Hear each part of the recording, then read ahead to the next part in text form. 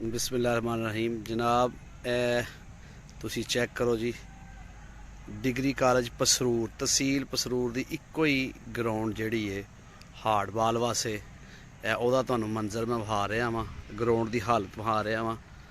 अज तरीक है 5 दिसंबर 2021।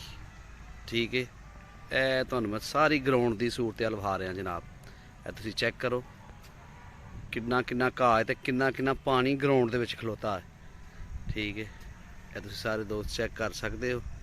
यह हाल है पसरूर की सब तो वड्डी ते इकलौती ग्राउंड जिस क्रिकेट दा हार्ड बाल का सीजन खेलिया जाता है। तहसील क्रिकेट चैंपीयनशिप होंदी है, टूरनामेंट ऑर्गेनाइज होंदे ने ते ओहदा हाल है वे।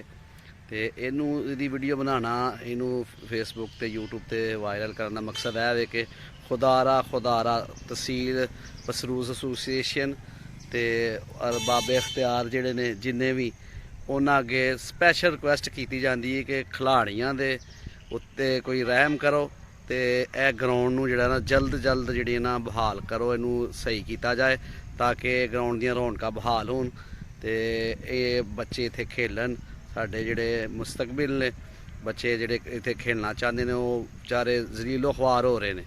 तो सब दोस्तों अगे रिक्वेस्ट की जाती कि वीडियो ज़्यादा शेयर करो तो जिन्नी भी साढ़े एक्स प्लेयर ने वो भी जिहड़े ने अपनी काविश करन। तो तहसील जिहड़ी क्रिकेट एसोसीएशन है उन्होंने वास्ते स्पैशल रिक्वेस्ट है जनाब कि ग्राउंड नूं जल्द तो जल्द तैयार करके तो इत्थे जिहड़े ने खेल नूं एक बारी फिर बहाल किया जाए।